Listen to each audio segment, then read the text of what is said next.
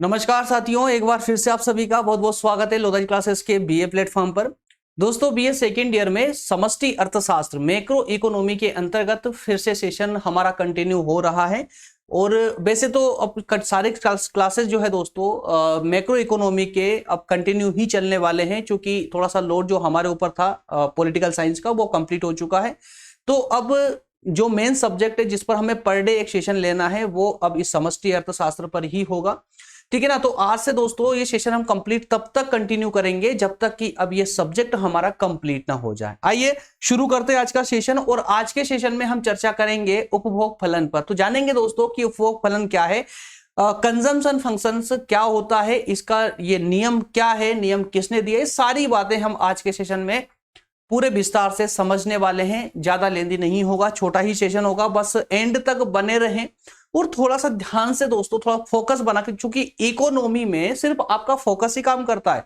अगर एक बार आपने कंसेप्ट को समझ लिया ना तो इकोनॉमी आपके लिए एकदम इजी हो जाता है, बहुत ज्यादा इजी। और अगर आपका जो कंटेंट है या कहें कि जो आपका मेन जो कंटेंट है अगर वो क्लियर नहीं होता है ना, जो टॉपिक है अगर वो क्लियर नहीं होगा तो ये बहुत बड़ी समस्या आप लोगों के लिए बन जाएगी। चाहे फिर आप कहीं से भी पढ़ेंगे कुछ भी समझ नहीं आने वाला है। दोस्तों सेकेंड यूनिट में हमारे ये जो कंटिन्यू चल रहा था, इसके अंतर्गत आज हम ये इसका 4 टॉपिक कंप्लीट कवर करने वाले हैं।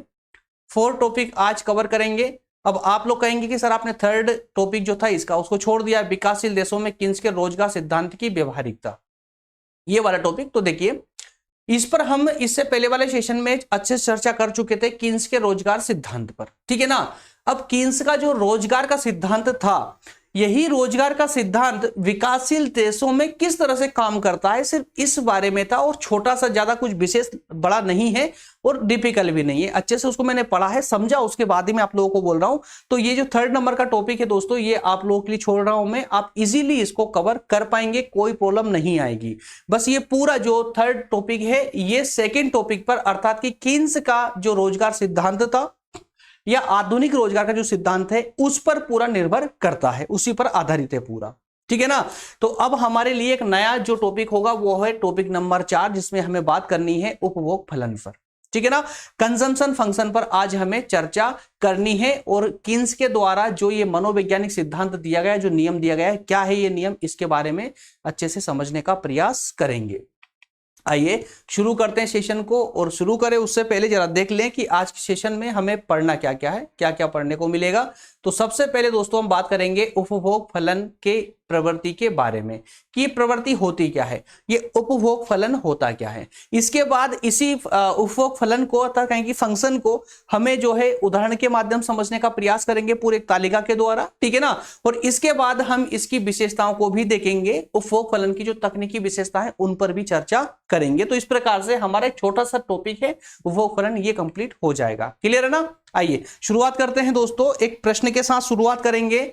आज के टॉपिक से संबंधित जो महत्वपूर्ण प्रश्न है, उपभोग फलन की प्रवृत्ति से आप क्या समझते हैं। देखिए यहां पर डायरेक्ट क्वेश्चन पूछ लिया गया है कि उपभोग फलन की प्रवृत्ति से आप क्या समझते हैं।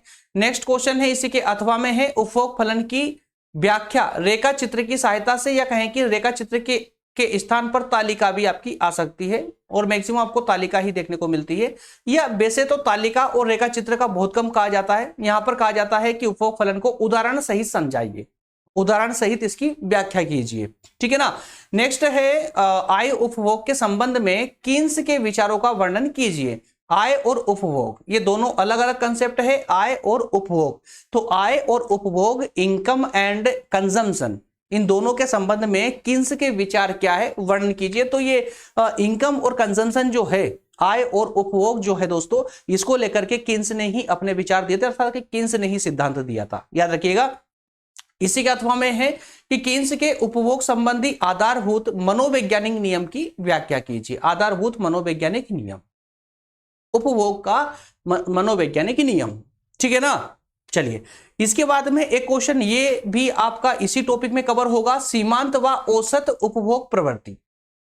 इसमें 2 कंसेप्ट देखने को मिल रहे हैं आपको, सीमांत उपभोग प्रवृत्ति और औसत उपभोग प्रवृत्ति। क्लियर है। दोनों को दोस्तों यहां पर समझने का आपको मौका मिलेगा। इसके अलावा नेक्स्ट क्वेश्चन एक और है, उपभोग फलन सिद्धांत को प्रभावित करने वाले तत्व बताइए। कौन कौन से तत्व है जो उपभोग फलन को प्रभावित करेंगे। बेसिकली दोस्तों ये जो लास्ट वाला क्वेश्चन है इसका कंटेंट मैंने इसमें ऐड नहीं किया है, लेकिन मैं आपको प्रोवाइड कर दूंगा, ठीक है ना, पीडीएफ के रूप में प्रोवाइड कर दूंगा, उसको एक बार पढ़ लीजिएगा, कवर हो जाएगा। ठीक है, चलिए आगे बढ़ते हैं।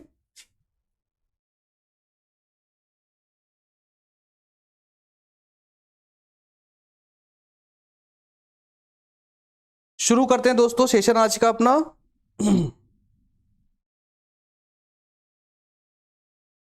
एक बार पूरा ओपन कर ले जिससे पेन लेने में समस्या ना आए।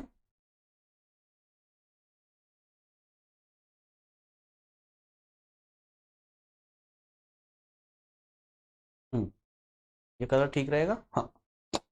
चलिए, उपभोग फलन, ये थोड़ा सा यार ना वर्ड ऐसे होते हैं कि जो बार बार हमारी टंग पर नहीं आते ना, तो थोड़ा बोलने में प्रॉब्लम होती है। उपभोग फलन, अब चूंकि कितने स्टूडेंट हैं जिन्होंने इससे पहले इस वर्ड को, शब्द को बोला होगा, है ना, तो थोड़ा सा समय अब देंगे ना तो इजी, बार बार इसका रिपीटेशन होगा तो इजी हो जाएगा। नहीं तो हम इसको इंग्लिश वर्ड भी इसका यूज कर सकते हैं, कंजम्पशन फंक्शन बोलना बहुत इजी है। लेकिन दोस्तों देखिए, कोई चीज अगर हमें डिफिकल्ट लगती है ना तो उसका ऑब्जेक्टिव ढूंढना अच्छी बात नहीं है ना, उसका जो अलग दूसरा कोई ऑप्शन ढूंढना अच्छी बात नहीं है।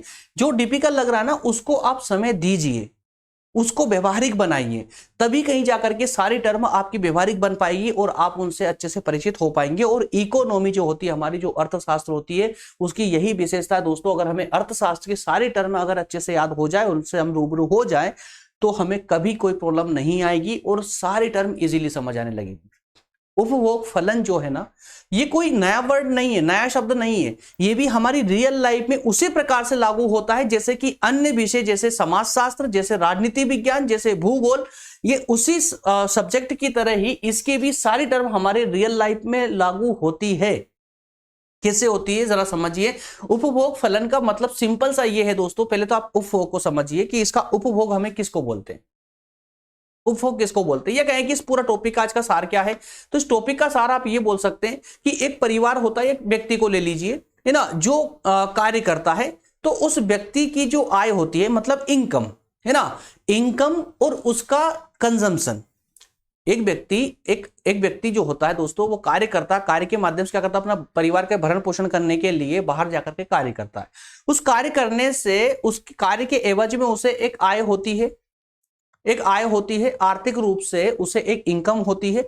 उस इनकम का पूरा, उस जो इनकम का जो पूरा पार्ट होता है, उसका कुछ पार्ट वो कंजम्पशन कर लेता है और कुछ पार्ट को बचा लेता है। समझिएगा यहां पर कहानी। तो जो इनकम होती है, इनकम में से कुछ जो पार्ट होता है वो पूरा वो खर्च करेगा, और खर्च नहीं करेगा तो या उसको बचाएगा, ठीक है ना। तो अब लेकिन कुछ व्यक्ति ऐसे भी होते हैं जो आय, जितनी आय है उतना पूरा वो खर्च भी कर देते हैं, और कुछ लोग ऐसे होते हैं जो आय का कुछ भाग खर्च करते हैं और कुछ भाग जो है वो सेविंग के लिए रखते हैं, अर्थात कि बचत कर लेते हैं। तो यहां पर जो ये रेशो है कि कितनी आय है ना, और कितना कंजम्पशन करता है, वो मतलब कितना उपभोग करता है, ठीक है। तो आय और उपभोग के बीच में जो ये रेशो है ना, परसेंटेज का, कि कितने परसेंट उसकी आय है, तो उस आय का कितना परसेंट वो खर्च करता है और कितना परसेंट वो बचाता है, तो यही सब कुछ उपभोग फलन है। फलन मतलब सिंपल सा फंक्शन, क्लियर है। लेकिन अब यहां पर एक थोड़ा सा चेंजेस ये है कि यहां पर किसी एक व्यक्ति की आय और उपभोग की चर्चा नहीं हो रही है, बल्कि ये पूरे राष्ट्र के उपभोग की बात होती है। यहां पर जब हम आय की बात करेंगे तो वो भी पूरे राष्ट्रीय आय की चर्चा करेंगे, ठीक है ना, और जब हम बात करेंगे उपभोग की तो पूरे राष्ट्र का उपभोग क्या है उस पर बात करेंगे। बस इतनी बात आप लोग याद रख लीजिएगा। अब समझ शुरू करते हैं अपना सेशन आज का। देखिए, उपभोग फलन, उपभोग प्रवृत्ति, देखिए दोनों एक ही वर्ड है दोस्तों, उपभोग फलन या उपभोग प्रवृत्ति, ठीक है। देखिए उपभोग फलन, जैसा मैंने अभी आपको बताया, आय और उपभोग दोनों के बीच में जो रेशो होता है, उस रेशो को बताने का ये कार्य करते हैं। तो सिंपल शब्दों में आप ऐसे लिखेंगे कि उपभोग फलन या उपभोग प्रवृत्ति आय तथा उपभोग दोनों के जो खर्च होता है ना, उस खर्चे के बीच के संबंध को बताता है। आय तथा उपभोग व्यय मतलब खर्च के बीच का संबंध। आपने कमाए 50,000 रुपए, मंथली अगर इनकम बात करें 50,000 रुपए किसी व्यक्ति की इनकम है, व्यक्ति की बात करो, राष्ट्र को हटा करके भी, किसी व्यक्ति की 50,000 रुपए इनकम है, उसमें से उसने कंजम्पशन कितना किया है, उसने खर्च कितना किया है। तो इसके खर्च का जो रेशो बताता है, ये जो बीच का संबंध बताता है आय और खर्च का, है ना, उसी को हम यहां पर उपभोग की प्रवृत्ति कहते हैं कि किसी व्यक्ति की प्रवृत्ति कैसी है उपभोग करने की, कंजम्पशन करने की। ठीक है ना। अब यह व्यक्ति इजिकल टू राष्ट्र, याद रखिएगा हम पूरे राष्ट्र की चर्चा कर रहे हैं। तो कीन्स ने आय और उपभोग के संबंध में दो बातें कही है। काय के संबंध में, आय और उपभोग के संबंध में दो विशेष रूप से बातें बताई अपने सिद्धांत के अंतर्गत। वो दो बातें ये उल्लेखित है, देखिए प्रथम और द्वितीय। प्रथम बात में कुल राष्ट्रीय आय तथा कुल व्यय के बीच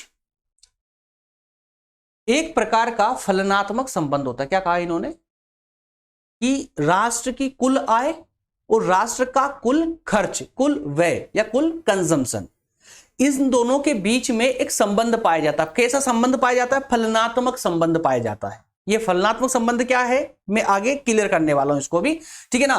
तो उपभोग फलन, यह उपभोग फलन कहें या उपभोग प्रवृत्ति कहें, यह प्रदर्शित करता है कि आय में परिवर्तन होने पर उपभोग की मात्रा में कितना परिवर्तन होता है। अब देखिए ये रेशो दिख रहा है। अगर इनकम अगर राष्ट्र की इनकम 100 करोड़ रुपए थी, है ना, अब करोड़ में बात करनी पड़ेगी चूंकि राष्ट्र की बात कर रहे हैं।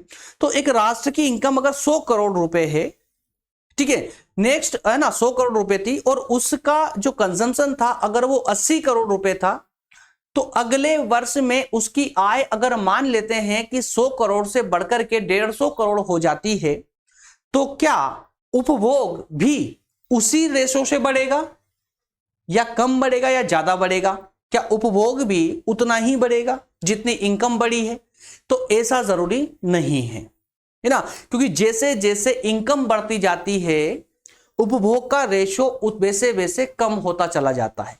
एग्जाम्पल लेकर बताता हूं मैं सिंगल एंटिटी पर, जैसे कि सिंगल पर्सन पर मान लेते हैं कोई व्यक्ति है, जॉब करता है, उसकी इनकम थी 50,000 रुपए पर मंथ और उसका मंथली खर्च था 40,000 रुपए पर मंथ। 10,000 रुपए वो सेविंग करता है। ये कुल मिलाकर के सेविंग और कंजम्पशन मतलब उपभोग दोनों इजिकल टू किए बराबर किए तो बराबर हो जाता है, आय के बराबर हो जाता है, उसकी इनकम के बराबर। अब मान लेते हैं कि उसके आगे चल करके उसकी इनकम बढ़ जाती है 50,000 से लेकर के सीधे 1 लाख रुपए हो जाती है, तो क्या उसका उपभोग भी डबल हो जाएगा? बताइए, क्या उसका उपभोग भी डबल हो जाएगा? तो आप बोलेंगे नहीं। हाँ, उसकी इनकम बढ़ने से उसकी आदतों में कुछ थोड़ा बहुत परिवर्तन जरूर आएगा, पर उस परिवर्तन का मतलब यह नहीं है कि जहां पर उसकी जो खर्च था वो 40,000 से बढ़कर के सीधा 80 हो जाएगा, ऐसा जरूरी नहीं था। बल्कि 40 से हो सकता है वो 50 हो जाए या 60 हो जाए, पूरा उसका डबल नहीं होगा जैसे इनकम डबल हुई है। समझ पा रहे हैं ना? तो जब इनकम उसकी डबल होती है तो उपभोग डबल नहीं होता, बल्कि कुछ रेशो उसका थोड़ा बहुत बढ़ता है। मान लेते 40,000, पहले 40,000 रुपए खर्च था उसका, है ना, कंज्यूम करता था कितना 40,000 रुपए, अब वो 60,000 करने लग गया। तो अब कितने पैसे बचे उसके पास में? 40,000 बचते हैं। तो 40,000 उधर पहले उसकी जो बचत थी वो 10,000 रुपए थी, अब 40,000 रुपए बचत हो गई। तो कहने का अर्थ ये हो रहा है दोस्तों यहां पर कि जैसे जैसे आय बढ़ती जाती है ना, तो आय के बढ़ने के साथ में जो उसका उपभोग का रेशो होता है, परसेंटेज होता है, वो कम हो जाएगा, वो कम होगा और बचत का रेशो बढ़ता चला जाता है। ठीक है ना? ये आगे चल करके एक तालिका के माध्यम से हम और समझेंगे अच्छे से, उसको मैं क्लियर करने का प्रयास करूंगा। तो यहां किन्स साहब का ये स्पष्ट मानना है कि जो उपभोग फलन है ये दिखाता है कि आय में परिवर्तन होने पर उपभोग अर्थात कि कंज्यूम की मात्रा में कितना चेंजेस हुआ है, कितना परिवर्तन हुआ है। क्लियर यहां तक का ना? अतः वह उपभोग की प्रवृत्ति को दर्शाता है, किसी राष्ट्र की उपभोग की कंज्यूम करने की प्रवृत्ति को दर्शाता है। आय बढ़ती है तो कितनी, है ना, किस रेशो से ये खर्च कर रहा है, ठीक है ना। तो जो भाग बचा लिए जाता है उसे बचत कहा जाता है, बचत प्रवृत्ति कहा जाता है। यहां तक का क्लियर इतना ना? ठीक है। अब पहली बात तो उन्होंने ये कह दी स्पष्ट, ठीक है ना। क्या कहा? प्रथम बात में उन्होंने उपभोग और आय और उपभोग के संबंध के बारे में किन्स ने दो बातें कही थी। पहली बात तो उन्होंने स्पष्ट कर दी कि जो आय है, आय के बढ़ने पर उपभोग कितना बढ़ेगा, कितना प्रतिशत बढ़ेगा या कितनी मात्रा में कितना बढ़ेगा, यह दिखाना प्रवृत्ति का कार्य है, उपभोग प्रवृत्ति का। दूसरे में कहा है उन्होंने, देखिए किन्स ने आय और व्यय है ना, इनकम और जो कंजम्पशन है उसमें संबंध बताते हुए आधारभूत मनोवैज्ञानिक सिद्धांत का प्रतिपादन किया। तो उन्होंने दूसरे तथ्य में एक सिद्धांत रखा है, और वो सिद्धांत क्या था कि इस सिद्धांत के अनुसार व्यक्तियों की प्रवृत्ति आय में वृद्धि के साथ उपभोग में वृद्धि करने की होती है। एग्जैक्टली भाई, किसी व्यक्ति की आय बढ़ेगी तो उसकी प्रवृत्ति चेंज होगी, बदलेगी, है ना। पहले वो, अगर हम कपड़ों की बात करें, पहले कोई व्यक्ति अगर मान लेते वही 50,000 रुपए कमाने वाला व्यक्ति अगर एक शर्ट अगर 1,000 रुपए की पहनता था, उसकी इनकम अगर 1,00,000 रुपए हो जाती है, तो वो वही शर्ट वो 1,000 रुपए की ना पहनते हुए वो 2 या 3,000 रुपए की शर्ट पहनना चालू कर देगा, है ना। मतलब उसकी प्रवृत्ति में परिवर्तन आएगा, ठीक है, ऐसा किन्स का मानना था। परंतु इतनी नहीं जितनी की उसकी आय में वृद्धि होगी। देखिए यहां पर उन्होंने ये भी स्पष्ट कर दिया, ऐसा नहीं है कि अगर आय 50,000 से 1,00,000 हो जाती है तो वो पहले 1,000 रुपए, है ना, जैसे पहले 40,000 रुपए खर्च करता था तो सीधे 80 करेगा, ऐसा जरूरी नहीं है।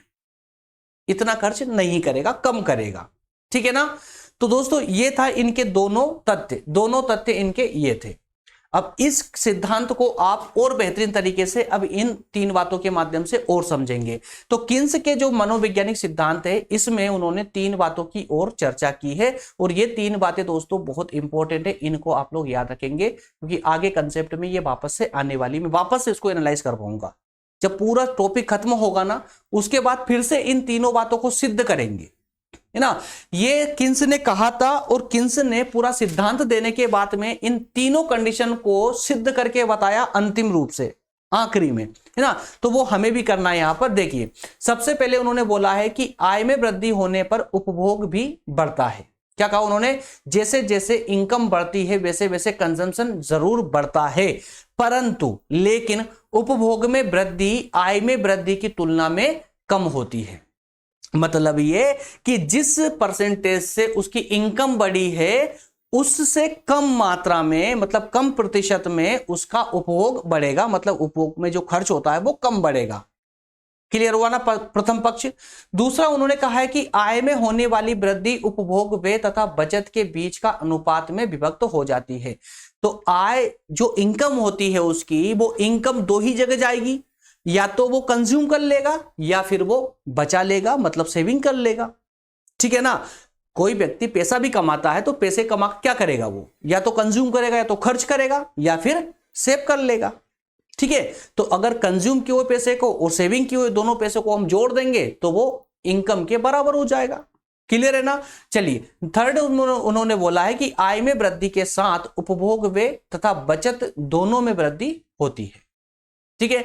आय में वृद्धि होती है तो आय में वृद्धि के साथ ही में उपभोग पर जो खर्च, मतलब कंज्यूम पर, कंजम्पशन करने पर जो उसका खर्च किया जा रहा है, ठीक है ना, और बचत, इन दोनों में वृद्धि होती है। एग्जैक्टली होती है लेकिन आय से कम होती है, ठीक है ना।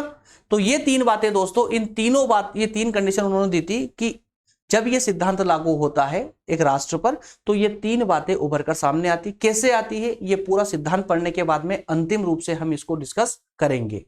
आइए शुरू करते हैं और आगे बढ़ते दोस्तों इसमें। तो किन्स के इस नियम को प्रतिपादित करते समय ये मान लिया गया था, तो किन्स ने कुछ कंडीशन भी रखी थी कि ये जो सिद्धांत है, ये मनोवैज्ञानिक जो सिद्धांत है, ये सिद्धांत इन कंडीशनों के पर आधारित होगा। ये तभी लागू होगा जब ये सब इस परिस्थितियां, ये सब कंडीशन किसी राष्ट्र पर लागू होती हो। ठीक क्या कहा उन्होंने, देखिए उन्होंने कहा कि उपभोग व्यय को प्रभावित, दोस्तों थोड़ा सा ना साउंड में आपको व्यय, तो ये जो व्यय, जो खर्च की मैं बात कर रहा हूं ना, ये शायद आपको वह सुनाई दे रहा होगा, तो थोड़ा सा फोकस बनाकर देखिए तो शब्दों पर ना जाए कृपया करके। एक्चुअल में बोल तो मैं व्यय रहा हूं लेकिन एकदम फ्लो में वह निकल जाता है, तो उस पर थोड़ा सा ध्यान मत दीजिएगा प्लीज, ठीक है ना। आइए, उपभोग व्यय को प्रभावित करने वाले मनोवैज्ञानिक तथा संस्थागत तत्व कौन कौन से होते हैं भाई। उपभोग को प्रभावित कौन करते हैं, उपभोग को प्रभावित कौन करते हैं, अरे जो उपभोग करेगा, देखिए कौन कौन प्रभावित करेगा, व्यक्ति की रुचि, उस राष्ट्र में रहने वाले लोगों की रुचि या उसकी आदतें, ठीक है ना। इसके अलावा आय का विवरण, आय का विवरण कौन कितना कमाता है, ठीक है। जनसंख्या, ये इस आदि में परिवर्तन नहीं होता है, तो उनका स्पष्ट क्या मानना था किन्स ने कहा है कि भाई ये जो सिद्धांत दे रहा हूं मैं, ये सिद्धांत तभी लागू होगा, ये तभी लागू होगा जब वहां के लोगों की रुचि या आदतें ना बदल जाए एकदम से, है ना, या आय पहले बहुत कम कमा रहा था एकदम अचानक से बहुत ज्यादा कमाने लग गया हो, या पहले बहुत अच्छी इनकम थी सभी लोगों की और एकदम से जो है रोजगार ठप पड़ गया, पूरा मंदी छा गई और मंदी छाने से क्या हुआ कि सबकी इनकम समाप्त तो हो गई, बहुत निम्न स्तर पर आ चुके। तो ऐसा नहीं होना चाहिए कि जो सामान्य परिस्थितियां बनी हुई है वही परिस्थितियां बनी रहनी चाहिए। तो इसी के लिए किन्स ने आपने ध्यान दिया होगा दोस्तों, जब हम रोजगार सिद्धांत पढ़ रहे थे तो इन्होंने अल्पकाल का सिद्धांत दिया था, अल्पकाल का, है ना, दीर्घकाल का नहीं दिया था। परंपरावादियों की तरह रोजगार का सिद्धांत किन्स ने दीर्घकाल का ना देते हुए अल्पकाल का सिद्धांत दिया था। तो ये अल्पकाल की बात करते हैं। तो जिस अल्पकाल में हम इस सिद्धांत को लागू करने वाले हैं उस अल्पकाल में मनुष्यों की आदतें या रुचि नहीं बदलना चाहिए, मनुष्यों का जो वहां के नागरिकों का जो आय का विवरण है या वितरण है वो नहीं बदलना चाहिए, जनसंख्या एकदम से बूस्ट नहीं होनी चाहिए या फिर किसी अकाल पड़ने से एकदम खत्म ना हो जाना चाहिए, है ना। तो ये जो भयानक परिवर्तन है ये ना हो, सामान्य परिस्थितियां बनी रहे, तभी जाकर के सिद्धांत लागू होगा। प्रथम बात में कहा उन्होंने। नेक्स्ट कंडीशन उन्होंने रखी कि अर्थव्यवस्था में सामान्य परिस्थितियां बनी रहनी चाहिए। देखिए यहां पर अर्थव्यवस्था में सामान्य परिस्थितियां बनी रहनी चाहिए। अब असामान्य परिस्थितियां कौन कौन सी हो जाएगी भाई? मुद्रा प्रसार ना हो जाए, मुद्रा प्रसार ना हो जाए, किसी अन्य राष्ट्र के साथ युद्ध ना छिड़ जाए, तो ऐसी असामान्य परिस्थितियां नहीं होनी चाहिए, सामान्य परिस्थितियां बनी रहनी चाहिए। तीसरी कंडीशन उन्होंने रखी है कि पूंजीवादी विकसित अर्थव्यवस्था, जिस अर्थव्यवस्था में ये सिद्धांत लागू किया जा रहा है वो अर्थव्यवस्था पूंजीवादी हो, है ना, पूंजीवादी विकसित अर्थव्यवस्था हो जिसमें सरकारी हस्तक्षेप नहीं होना चाहिए, सरकारी हस्तक्षेप नहीं होना चाहिए। सरकारी हस्तक्षेप होगा तो ये पूरा सिद्धांत पलट जाएगा। इस प्रकार उपभोग फलन एक तालिका है जो आय के विभिन्न स्तरों पर उपभोग व्यय की विभिन्न मात्राओं को बताती है। क्लियर है? तो प्रथम रूप में क्या कहा उन्होंने? तीन बातें स्पष्ट रूप से बोली है कि यह सिद्धांत अगर लागू होता है तो ये तीन बातें इसमें होगी। और नेक्स्ट में उन्होंने कहा है कि ये तीन कंडीशन जो है लागू होती है इस सिद्धांत को लागू करने के लिए। मेरे ख्याल से यहां तक का कंसेप्ट पूरा क्लियर होगा, कोई डाउट नहीं होगा, कोई टेंशन नहीं होगी, ठीक है ना। अच्छा बताइएगा यार प्लीज कमेंट करके, समझ तो आ रहा है ना? अगर समझ आ रहा हो तो प्लीज, सिर्फ मैं ज्यादा नहीं बोलता हूं, सिर्फ यस कर दीजिए कमेंट में, बहुत है मैं समझ जाऊंगा कि हाँ आपको क्लियर हो पा रहा है, ठीक है ना, कोई डाउट नहीं होना चाहिए। चलिए आगे बढ़ते हैं। उदाहरण द्वारा प्रस्तुतिकरण, एक छोटा सा उदाहरण इसका हम देख लेते हैं। जैसा मैं आपको शुरू से बताते आ रहा हूं कि तालिका का एक टेबल का हम यहां पर सारा लेंगे समझने के लिए इसको। तो ये एक छोटी सी टेबल है, इस टेबल के माध्यम से आपका ये कंसेप्ट, ये सिद्धांत जो है और पूरी तरह से क्लियर होने वाला है। कैसे क्लियर होगा जरा एक बार हम इसकी डिस्क्रिप्शन को पढ़ लेते हैं कि जो डिटेल दी गई है, जो थ्योरी दी गई है इस टेबल की, उसे हम एक बार पढ़ लेते हैं जिससे हमारा ये क्लियर हो जाए। यार पेन चेंज करना पड़ेगा, कौन सा कलर लें? चलिए देखिए तालिका को एक बार देखिए दोस्तों। तालिका में देखिए टेबल में एक्चुअली थोड़ी सी मेरे पीछे आ रही हुई, 1 मिनट के लिए मैं यहां से हट जाता हूं, 1 मिनट के लिए हट जाता हूं जिससे कि आपका रास्ता क्लियर हो जाए, टेबल पूरी नजर आए। चलिए वैसे दिख रही है आपको, छोड़ते जाने की जरूरत नहीं है। देखिए टेबल में एक कॉलम में आपको इनकम दिख रही है, आय, ठीक है ना, जिसको हम किससे, वाई से प्रदर्शित कर रहे हैं, याद रखिएगा। दूसरे कॉलम में है उपभोग, कंजम्पशन, ठीक है, जिसे हमें सी से हम इसको प्रदर्शित करेंगे। और थर्ड कॉलम में है बचत, मतलब सेविंग, जिसे हम एस से प्रदर्शित करेंगे, ठीक है। और इसमें जितना भी जो भी आंकड़ा है ये सब का सब पूरा करोड़ों में है, करोड़ में है, ठीक है, करोड़ में, क्योंकि हम राष्ट्र की बात कर रहे हैं ना, किसी व्यक्ति पर्टिकुलर की बात नहीं कर रहे हैं, बल्कि पूरे राष्ट्र की बात कर रहे हैं, एक देश की बात कर रहे हैं। तो उसका जो भी आंकड़ा है वो पूरा का पूरा जो है यहां पर करोड़ में होगा, ठीक है। इतना क्लियर हुआ। अब देखिए दोस्तों, सबसे पहले हम बात करते हैं कि जब आय, अर्थात कि जब इनकम जीरो थी, जब कुछ भी आय नहीं थी, जब कोई आय नहीं थी, जब इनकम जीरो थी, तो उस कंडीशन में देखिए उपभोग, अब व्यक्ति यहां जीवित रहने के लिए उसका उपभोग करना तो जरूरी है, कंजम्पशन तो होगा, चाहे आय हो या ना हो, है ना। अगर मनुष्य जीवित है तो जीवित रहने की राशि तो अदा करनी होगी, चाहे वो कहीं से भी करे।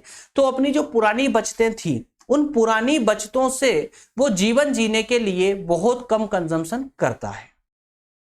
ठीक है ना। इस प्रकार से अगर देखा जाए तो बचत माइनस में जा रही है उसकी, -20। जितना उसने कंजम्पशन किया है वो पूरा बचत के कॉलम में पूरा माइनस में दिखा रहा है। आगे बढ़ते हैं, आगे चल करके उसकी इनकम हो जाती है 50 करोड़ रुपए। उस राष्ट्र की इनकम हो जाती है 50 करोड़ रुपए। आगे चलकर उसकी इनकम में वृद्धि हुई, 50 करोड़ इनकम हो जाती है। लेकिन यहां पर जो कंजम्पशन था, देखिए यहां पर जो बड़ा है वो 50 करोड़ से उसकी वृद्धि होती है आय में। किससे? 50 करोड़ से उसकी आय में वृद्धि होती है। लेकिन कंजम्पशन की जब बात करें दोस्तों, तो कंजम्पशन यहां पर 40 करोड़ रुपए बढ़ रहा है। कंजम्पशन 40 करोड़ रुपए में से वृद्धि हो रही है। ठीक है ना। अब भी इस नेक्स्ट ईयर में आने के बाद भी उसकी जितनी आय है उतना कंजम्पशन उससे आय से ज्यादा है, इनकम से ज्यादा है, इसलिए अब भी सेविंग माइनस में ही जाएगी। 10 करोड़ माइनस में जा रहा है। ठीक है। थर्ड ईयर में आगे बढ़ते हैं तो आगे बढ़कर के उस राष्ट्र की आय अब 100 करोड़ रुपए हो जाती है। 100 करोड़ रुपए हो जाती है। यहां पर भी देखिए 50 करोड़ से उसकी आय में वृद्धि होती है, 50 करोड़ से आय में वृद्धि होती है। कंजम्पशन भी उसका फिर से 40 करोड़ से बढ़ जाता है और अब बढ़कर के कितना 100 हो चुका है, 100 हो चुका है। तो इस तीसरी स्टेज पर आकर के अब उसकी आय भी 100 करोड़ है और जो कंजम्पशन है, जो खर्च है, जो व्यय है वो भी 100 करोड़ रुपए है। तो अब जाकर के ये कितना सेविंग 0 पर हो जाती है। ठीक है ना। अब जैसे जैसे उसकी आय में वृद्धि होती चली जाएगी, वैसे वैसे उसके जो आय में वृद्धि होने पर, जैसे जैसे आय में वृद्धि होती है दोस्तों, वैसे देखिए यहां पर कंजम्पशन भी उसका बढ़ता जा रहा है। लेकिन एक फिक्स रेशो है, आय का रेशो 50 करोड़ रुपए है ना, 50 तो इधर 40। क्लियर है। ठीक है ना। 4:5:4 का रेशो बन रहा है। ठीक है ना। अब इस तालिका को जितना मैंने बताया, अब इसका थोड़ा सा इसको डिस्क्रिप्शन के माध्यम से इसको डिटेल पढ़ते हैं, इससे अब आपको पूरा समझ आएगा। देखिए तालिका से, एक सेकेंड, तालिका से स्पष्ट है कि प्रारंभ में जब मंदी में आय शून्य थी, प्रारंभ में मंदी में, देखिए मंदी में जब आय क्या थी 0, तब व्यक्ति जीवित रहने के लिए अपनी पिछली बचतों से, जो पहले बचतें हुई उनसे उपभोग करता है जिंदा रहने के लिए। ठीक है। जब अर्थव्यवस्था में आय बढ़कर के 50 करोड़ रुपए हो जाती है, तब भी यह उपभोग व्यय अर्थात कि 60 करोड़ रुपए को पूरा नहीं कर पाती। अर्थात उपभोग का जो खर्च है, कंजम्पशन का जो खर्च है, वो आय से अधिक था। जब आय उपभोग दोनों बढ़कर के बराबर हो जाते हैं, मतलब कि 100 करोड़ हो जाते हैं, तब इसके पश्चात आय में 50 करोड़ रुपए और उपभोग में 40 करोड़ रुपए की वृद्धि होती है निरंतर रूप से, है ना। आय में मतलब इनकम 50 करोड़ से बढ़ती है प्रति वर्ष, और जो कंजम्पशन है उसका जो उपभोग है, उपभोग उसका 40 करोड़ से प्रति वर्ष बढ़ता है। तो इसका अर्थ है किन्स ने अल्पकाल में स्थिर उपभोग फलन की कल्पना की थी। अब देखिए दोस्तों, किसकी? अल्पकाल में, अल्पकाल में कम समय के लिए ना, अल्पकाल में स्थिर उपभोग फलन, मतलब कि इसमें लोगों की आदतें नहीं बदली। अगर लोगों की आदतें बदल जाती, आय के बढ़ने से एकदम अगर लोगों की आदतों में, व्यक्ति की या नागरिकों की आदतों में एकदम से परिवर्तन आ जाता, तो क्या होता? ये उपभोग का जो रेशो था 40 करोड़ रुपए, ये 40 करोड़ रुपए नहीं रहता, बल्कि 50, 60, 70, 80 तक पहुंच जाता। एकदम से उसकी आदतें बदलती तो क्या होता? उसकी प्रवृत्ति बदलने से उपभोग अचानक से बढ़ता या फिर अचानक से कम हो जाता, है ना। अगर उपभोग कम होता तो इधर बचत वाले कॉलम में राशि बढ़ती हुई नजर आती। तो यहां पर इस तालिका के माध्यम से यह समझिए कि किन्स ने जो अपना सिद्धांत दिया, उस सिद्धांत के माध्यम से यह बताया उन्होंने कि अल्पकाल में एक अर्थव्यवस्था में किस प्रकार से उपभोग और आय दोनों का रेशो समानांतर रूप से चलता रहेगा। उन्होंने यहां पर यह बताने का प्रयास किया है।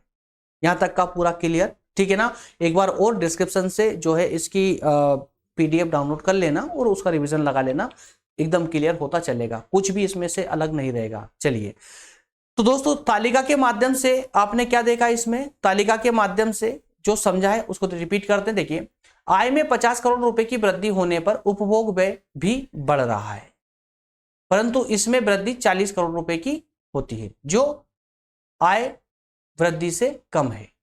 ये आपने देखा अच्छे से, ठीक है ना। देखिए, उक्त तालिका से किन्स के आधारभूत वैज्ञानिक नियम जो मनोवैज्ञानिक जो वैज्ञानिक नियम है उनकी 3 बातें स्पष्ट हो जाती है।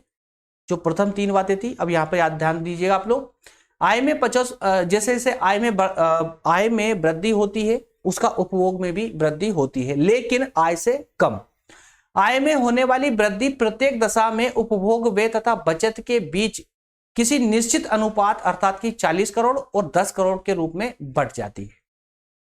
क्लियर हुआ? इससे वो दूसरा तथ्य भी हमारा क्लियर हो चुका है इससे, है ना, कि आय में जैसे वृद्धि होती है तो ये आय की जो वृद्धि है ना, ये वृद्धि उपभोग का पर जो खर्च किया जा रहा था उसमें जो वृद्धि हुई उसमें, और बचत की वृद्धि दोनों में बढ़ जाती है। मैंने शुरू से बता रहा हूं आपको भाई, कोई व्यक्ति अगर पैसा कमाता है तो वो 2 ही जगह खर्च करेगा, या तो वो उपभोग करेगा, कंज्यूम करेगा, या फिर वो बचत करेगा। सिंपल है ना। नेक्स्ट जो थर्ड कंडीशन थी वो भी फुलफिल होती है यहां से कि आय में वृद्धि 50 करोड़ रुपए के साथ उपभोग व्यय 40 करोड़ रुपए तथा बचत 10 करोड़ रुपए दोनों बढ़ रहे हैं। क्लियर है ना? तो जो 3 कंडीशन की हमने प्रारंभ में बात की थी, स्टार्टिंग में जो देखा था, वो तीनों कंडीशन यहां पर ही देखिए फुलफिल हो जाती है।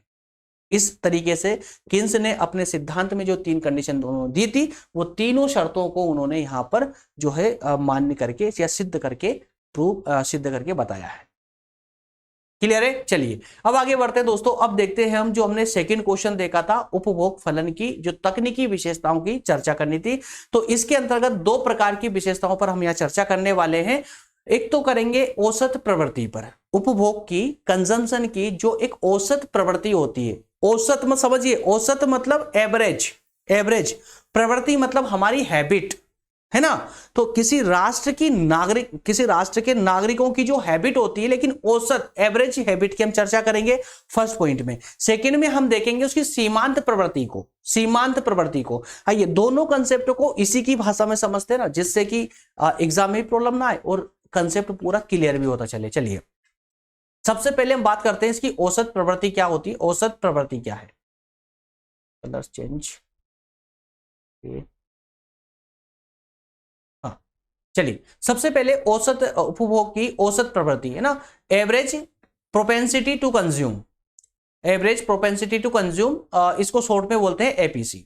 ठीक है, ये बार बार आपको जो है पुस्तक में भी, जब भी आप पुस्तक भी पढ़ेंगे या फिर जो नोट्स कहीं भी पढ़ेंगे ना दोस्तों, तो यहाँ पर औसत प्रवृत्ति को जो है एपीसी के नाम से दर्शाया जाएगा। तो कंफ्यूज मत होइएगा, इजी, बस एक बार इसका शॉर्ट फॉर्म भी याद कर लेंगे तो आप हो जाएगा, इजी रहेगा। लेकिन आप लोगों के लिए ज्यादा जरूरी क्या है, इसका हिंदी पूरा वर्ड याद करना।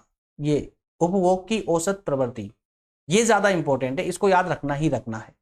ठीक है, चाहिए उपभोग की औसत प्रवृत्ति आय के एक दिए हुए स्तर पर, मतलब कि आय के स्तर पर कुल उपभोग और कुल आय के अनुपात को व्यक्त करती है। देखिए यहां पर औसत प्रवृत्ति उपभोग की, कंज्यूम करने की एक औसत एवरेज, जो एवरेज प्रोपेंसिटी है, एवरेज जो प्रवृत्ति है व्यक्ति की या राष्ट्र की, तो वो क्या दिखाती है? वो दिखाती है कि कुल एक जो आय है, उस आय पर कुल उपभोग और कुल आय के बीच में अनुपात कितना है।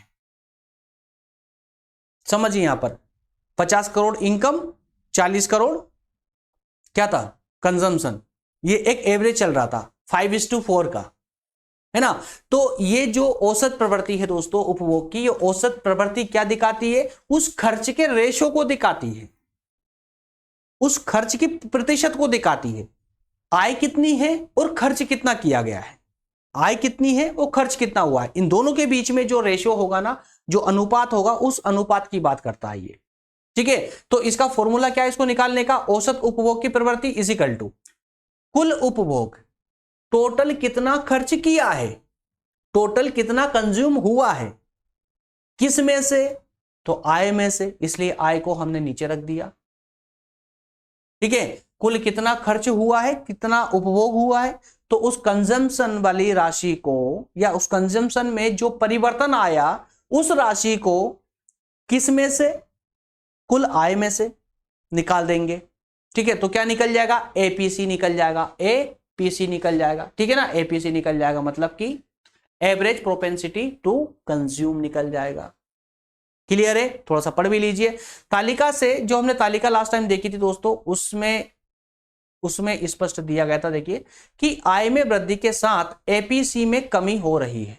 एपीसी में कमी हो रही है, किसमें? औसत प्रवृत्ति में कमी हो रही थी, औसत प्रवृत्ति में कमी, क्योंकि जिस औसत से, जिस एवरेज से आय बढ़ रही थी, है ना, उस रेशो से या उस औसत से उसकी जो कंजम्पशन थी वो कम होती जा रही थी, वो बढ़ नहीं रही थी, क्योंकि उपभोग पर मतलब कंजम्पशन पर जो पैसा खर्च किए जाने वाले जो था वो आय के अनुपात में कम था, ठीक है ना। और आय का जो भाग उपभोग नहीं किया जाता उसे किन्स ने बचत की प्रवृत्ति कहा है। तो भाई जो आय हुई है, जो इनकम हुई है, उस इनकम जो कंज्यूमशन होने के बाद जो पैसा बचता है वो कहां जाएगा? सेविंग में जाता है, ठीक है। तो बचत की औसत जो प्रवृत्ति होती है, बचत की औसत प्रवृत्ति को हम क्या बोलते हैं? एपीएस बोलते हैं, एपीएस बोलते हैं। कुछ भी नहीं करना है, कंजम्पशन को सेविंग में परिवर्तित कर दीजिए, बाकी एज इट इज रहेगा, ठीक है ना। एवरेज प्रोपेंसिटी टू सेविंग, ठीक है। तो इसको कुल बचत में कुल आय से भाग देकर के प्राप्त किया जाता, सिंपल फंडा है। यहां तक का क्लियर है ना। इसकी दूसरा जो पार्ट है, इसका दूसरा जो पार्ट है सीमांत प्रवृत्ति। सीमांत प्रवृत्ति क्या होती है? ये थोड़ा सा अलग है। क्या अलग है इसमें? उपभोग की सीमांत प्रवृत्ति जो होती है, उपभोग में वृद्धि, देखिए अब यहां पर जो कंजम्पशन हो रहा है, जो कंज्यूम हो रहा है ना, उसमें कितनी वृद्धि हुई है और आय में कितनी वृद्धि हुई है। हम औसत प्रवृत्ति में क्या देख लेते हैं? कुल आय और कुल उपभोग, कुल आय और कुल उपभोग में रेशो कितना है, कितना एवरेज है ना, अनुपात कितना है। और यह सीमांत प्रवृत्ति में हम क्या देखेंगे कि उपभोग में कितनी वृद्धि हुई है और आय में कितनी वृद्धि हुई। तो सिर्फ हम यहां वृद्धि की बात करेंगे, क्लियर है। दूसरे शब्दों में आय में परिवर्तन के कारण इनकम जब बढ़ती है तो उस इनकम के बढ़ने के कारण उपभोग में कितना परिवर्तन हुआ है, उपभोग में कितना परिवर्तन हुआ है। इनकम बढ़ने से खर्च में कितना चेंजेस आया है, उस अनुपात को उपभोग की सीमांत प्रवृत्ति कहते हैं, ठीक है। उपभोग की सीमांत प्रवृत्ति को निम्न प्रकार से लिख भी सकते हैं, कैसे? एक फॉर्मूले के माध्यम से। उपभोग की सीमांत प्रवृत्ति इज इक्वल टू कुल उपभोग में कितनी वृद्धि हुई है, कुल आय में कितनी वृद्धि हुई है। सिंपल सा फंडा ये रहा, ठीक है। उपभोग में वृद्धि, देखिए फॉर्मूला एज इट इज है, सीमा औसत प्रवृत्ति का सेम टू सेम है, बस यहां पर उसमें हम कुल आय और कुल उपभोग की बात कर रहे थे, और यहां पर आय में कितनी वृद्धि हुई है और उपभोग में कितनी वृद्धि हुई है, इस वृद्धि की चर्चा कर रहे हैं। तो यहां पर सिर्फ वृद्धि रखा जाएगा, बाकी एज इट इज रहेगा, सेम रहेगा, कोई परिवर्तन नहीं रहेगा, क्लियर है। तो इस प्रकार दोस्तों हमने जितनी टर्मों पर अभी तक चर्चा की है, इन टर्म से हमारा पूरा टॉपिक हो जाता है कंप्लीट। अब बताइएगा मुझे कमेंट करके कि टॉपिक में कहीं से कहीं तक कोई डाउट रहा है या नहीं। कोई डाउट हो तो मुझे कमेंट बिल्कुल कर सकते हैं आप लोग। मैं आपके हर डाउट को सोल्व करने का पूरा प्रयास करता हूं, करता रहूंगा, डोंट वरी, है ना। इकोनॉमी में या चाहे सब्जेक्ट चाहे कोई सा भी हो, डाउट आपका कोई सा रहना नहीं चाहिए। चलिए मिलेंगे अगले सेशन में दोस्तों। और अगला सेशन जो होगा हमारा वो होगा गुणक और त्वरक पर। शब्द बड़े अजीबोगरीब सुनने को मिलेंगे आप लोगों को। गुणक एवं त्वरक के सिद्धांत किसने दिया था, क्या है ये सिद्धांत, इन सब पर पूरे अच्छे से चर्चा करेंगे। गुणक का सिद्धांत क्या है और त्वरक का सिद्धांत क्या है, दोनों को पर्टिकुलर रूप से समझेंगे, ठीक है। मिलेंगे अगले सेशन में दोस्तों, तब तक आप सभी का बहुत बहुत धन्यवाद, थैंक यू।